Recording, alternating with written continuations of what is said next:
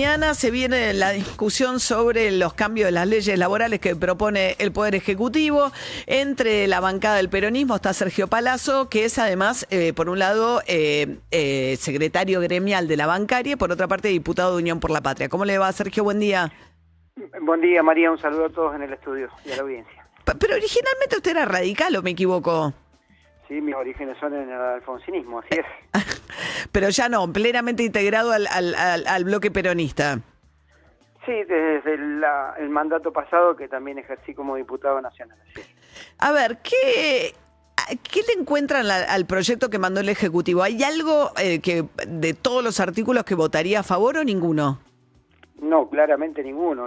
Todos los artículos que han mandado son quita de derechos, son debilitamiento de la negociación colectiva, debilitamiento de la organización sindical para defenderlos. Ellos argumentan la presentación del proyecto sobre la base de 2 o 3 cuestiones. La primera de ellas es que se generaría empleo, lo cual las estadísticas y la historia indican lo contrario. Mayores procesos de flexibilización, mayores procesos de desempleo. Menem 18,5 con una flexibilización brutal fue el desempleo, la alianza con Ley Banelco de por medio 21,5, Macri duplicó el desempleo de Cristina Fernández de Kirchner, quiere decir que la historia no es lo que indicaría que va a pasar con generación de empleo con esto. Ahora, hay un tema que sí es novedoso respecto de los proyectos anteriores, me parece que es también eliminar el financiamiento a los sindicatos. Eso nunca se le propuso al Congreso, donde lo que plantean es terminar, ¿no?, con las empresas como agente de retención de la llamada cuota solidaria, que en realidad es la obligatoriedad del aporte sindical, estés o no afiliado al sindicato de la actividad en la que te desempeñás. Sí, eso lo intentaron hacer con el decreto 70, que fue anulado por la justicia, fue puesto en pausa con una medida cautelar, el título 4. Lo intentaron en el Ley Base 1, que la retiraron de madrugada y no fue tratado. Después lo sacaron del Ley Base 2 y luego lo intentaron a través de diversos proyectos que presentaron, más de 29 proyectos que presentaron legisladores de la Unión Cívica Radical y del PRO, y que contaron inclusive con un intento de dictamen en la Comisión de Legislación del Trabajo que les resultó insuficiente los votos que tenían para sacarlo. Pero, ¿usted qué opina de eso?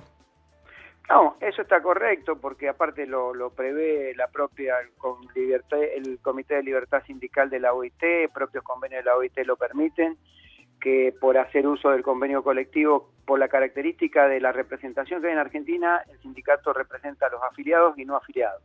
Y hacen uso del beneficio de la obtención de un convenio colectivo quienes no son afiliados, por eso se cobra una cuota de solidaridad que está prevista en pactos internacionales y que la misma es menor que la cuota sindical, obviamente porque no están afiliados. Así que es una cuestión absolutamente Al que está correcta. afiliado paga un poco más, es entre el 2 y el 3% del salario, ¿no?, que recauda el sindicato por cada trabajador. Eso de acuerdo a los estatutos de cada organización. En la nuestra es el 2%, en la asociación bancaria la cuota sindical, 1% la cuota solidaria y los jubilados pagan 1% también de cuota sindical. 1% de cuota sindical y 2% los que están en actividad. Exactamente. Y a ver, yo entiendo el argumento de los, digamos, lo que en ciencia política se llama los que viajan gratis, ¿no? Que pasa en el sistema, es más evidente en la educación, ¿no? La educación pública son los docentes del sistema público los que llevan adelante las medidas de fuerza y los del privado no, pero una vez que se hace la paritaria es igual para todos y reciben de alguna manera esos beneficios, ¿no? Pero, dicho esto, también alrededor de los sindicatos está la obra social, una cantidad de, si uno ve esquemas de negocios que se han armado de proveedores para los sindicatos, con poca transparencia para los afiliados respecto a cómo se manejan esos fondos. Mire, la definición de la cuota solidaria a los no afiliados está regulada por la ley en la Argentina y tiene actividades específicas en las que tiene que ser volcado. Hasta ahora no tengo conocimiento, yo por lo menos, de que haya un solo sindicato que haya sido multado o sancionado por no aplicar los fondos a lo que corresponde, que no tiene nada que ver con la obra social, tiene que ver con procesos de formación, con hotelería, turismo, etcétera. La obra social es otra cuestión que tiene que ver con un aporte obligatorio por la ley de obras sociales que se tiene que efectuar, que como tiene libertad para estar en la obra social sindical o en cualquier obra social o ahora en una prepaga, sería un tema que la verdad que no tiene incidencia de discusión respecto a la argumentación que usted me pretende dar, porque tiene libertad cada uno de afiliarse a la obra social que quiera. Ahora, recientemente, sí. No, la libertad de afiliación a la obra social existe desde el gobierno de Menem. Bueno, Lo que ahora agregaron sí, es el pase directo a una prepaga sin necesidad de pasar por una obra social, que son dos cosas distintas. Uh-huh. Y Palazzo, le pregunto por su actividad, ¿cómo viene, digamos, porque otra de las cosas que contempla esta ley es la posibilidad de que las billeteras virtuales se hagan de lo que entiendo que es el principal negocio en términos de cartera de clientes para los bancos hoy, que es justamente los trabajadores asalariados en relación de dependencia, ¿no? Ahora le permite a las billeteras virtuales ser vía para que se cobren ahí los salarios. Usted como jefe, digamos, del sindicato de los trabajadores bancarios, este proceso de crecimiento de las billeteras virtuales, ¿cómo lo ve? O sea, los empleados, por ejemplo, de Mercado Pago, de Naranja X o de una billetera virtual, ¿son afiliados a la bancaria o solamente los bancos físicos? Bueno, dos o tres cosas para responder. La primera, el proyecto no solo engloba ese tipo de negocios, comillas, que van a favorecer, en este caso, las billeteras virtuales, sino también engloba lo que sería el gran negocio, comillas de vuelta, para no decir negociado, de lo que va a significar el FAL. Hasta el nombre le buscaron bastante horroroso, ¿no? Que es el Fondo de Asistencia Laboral, donde con la plata de los jubilados se la van a dar a las empresas para pagarles las indemnizaciones a los trabajadores que echen, y van a ser 4 o 5 empresas las que determinen la Comisión Nacional de Valores las habilitadas a administrar esos fondos, como fueron las administradoras de fondos de pensión. Sí, además eso no entiendo, porque el que echa usa el fondo. ¿Quién usa el fondo? O sea, todos tienen que aportar un 3% de financian, ¿no?, al ANSES, y hay alguien que va a invertir esa plata, digamos, como en su momento la CFJP, pero ¿quién hace uso del fondo? El empresario que va a echar. ¿Pero todos por igual o...? ¿Todos por igual o las que supuestamente no pueden pagar las indemnizaciones? Eso es lo que las que adhieran al sistema del FAL, que tendría que ser aquellas que vayan por el lado de todo lo que está pidiendo la ley en materia de, por ejemplo, los que hagan convenios colectivos por empresa, etcétera, etcétera. Esas personas jurídicas son las que van a poder utilizarlo. Pero volviendo al tema, hasta el 3% le ponen, ¿no? Hasta el 3%, hasta en el número, hasta en el número se cuida. El 3% de aporte es la plata de los jubilados. Por un lado no le dan un aumento a los jubilados mísero, lo vetan, y por otro lado le sacan la plata con la que deberían darle los aumentos para echar gente. Y lo de las billeteras virtuales que vos me preguntabas recién, hay que advertir que en principio están tomando ahorro público. Eso está penado por la ley de entidades financieras. Ahorro público solo puede tomar un banco. Y segundo, ponen en riesgo al titular de la cuenta, cualquiera sea el trabajador que defina irse a una billetera virtual, porque la billetera virtual no tiene garantía de depósito que están obligados a tener los bancos a través de CDESA, que es la que te restituye los fondos en caso de que un banco tenga problemas.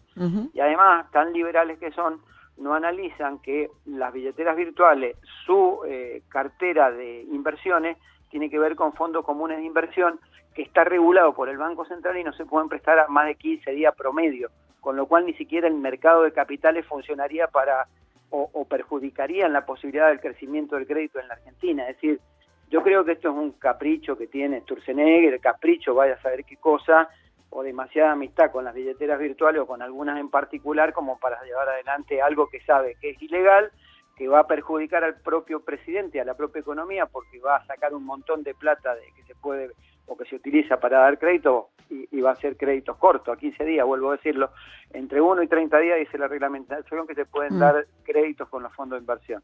Quiere decir que es un proyecto a todas luces que tiene nombre y apellido para beneficiar billeteras virtuales y seguramente veremos después cuáles son las compañías de seguro que pueden administrar los fondos del FAL. Ajá. Y la pregunta acerca de los trabajadores de las billeteras virtuales no son empleados bancarios. No, nosotros tenemos una discusión ahí hace tiempo con respecto a eso. Para nosotros son trabajadores del sistema, de una nueva modalidad del sistema financiero. La asociación bancaria tiene personería gremial para defender a los trabajadores que trabajan en un banco, pero es una personería gremial cuando no existían las billeteras virtuales. Claro. Eso es un instrumento financiero que debería estar bajo nuestra representación y no lo está. ¿Y hoy qué son? ¿Comercio? ¿Qué sindicato tienen los que trabajan en las billeteras La virtuales? verdad que algunos tienen comercio, otros se van por el lado de informática, es una cosa Ajá. bastante dispersa y ¿Y cuántos la realidad es que cierres hay de tanta sucursales bancaria. están teniendo Palacio o los bancos? Palazzo, perdón, los bancos con relativo. Pienso porque, bueno, nada, ahora que hay todo mucho más por el crecimiento de las billeteras, el crecimiento, incluso, bueno, la propia informalidad, todo eso hace que, digamos, saca gente de los bancos, supongo. Sí, hasta ahora hay una discusión que tenemos hace ya, no es nueva, hace años. Esto empezó en la pandemia, se pudo frenar un poco, después ha seguido. Hay bancos que inclusive se están fusionando, tuvimos las fusiones del Itaú y del Banco Macro, las fusiones del HFC con el Banco Galicia. Hasta ahora lo que buscan siempre es cerrar algunas sucursales que están solapadas, como denominan ellos, que están juntas. Estamos tratando de hacer acuerdos en esos casos para preservar los empleos. Pero su gremio se está achicando. ¿Cómo? ¿Se achica el gremio de los bancarios? ¿La cantidad de afiliados? La cantidad de trabajadores del sector más que la Sí. cantidad de afiliados. La cantidad de afiliados la tenemos más o menos igual nosotros. Lo que se han achicado desde la pandemia a la fecha serán de 97.000 puestos de trabajo a 93.000 aproximadamente. Claro, claro. Bien. Bueno, Sergio Palazzo es diputado nacional de Unión por la Patria, simultáneamente es el jefe de la Asociación Bancaria, dándonos su parecer respecto del proyecto del Ejecutivo sobre los cambios en el régimen laboral. Gracias, Palazzo, que tenga buen día. Gracias a ustedes, hasta luego. Hasta luego. 7:41 de la mañana. Sí, el tema del FAL, él decía qué nombre le pusieron porque era el fusil automático liviano que usaban, ¿no?, los militares en la última dictadura militar, dada que usan la misma sigla en este caso, ¿no? Sí. Para este fondo de despidos, que en lugar de, digamos, que es una parte de los aportes que hoy van al ANSES, van a ir a parar a este fondo, que es verdad, tiene alguna cosa parecida con las AFJP, el sistema de privatización del sistema jubilatorio de la época de Menem, ¿no? Claro, donde se lo dabas a algunas empresas que se creaban, que están relacionadas con algunos bancos que en realidad tenían la posibilidad de invertir una parte, pero esa inversión generaba un rédito que al final del día no existió. No, porque le daban unas comisiones. Bueno, la FJP te decía, mandate al sistema privado, que es mejor que el sistema público, vas a tener mejores jubilaciones, y después resulta que las aseguradoras te cobraban una comisión enorme, las FJP, por manejar tu guita, perdían guita y te cobraban la pérdida menos, o sea, fue un negocio ruinoso para los que se fueron a las FJP en aquel momento con la promesa de una mejor jubilación. Pero vos fíjate, digo, respecto de la situación laboral en esos momentos, hubo mucha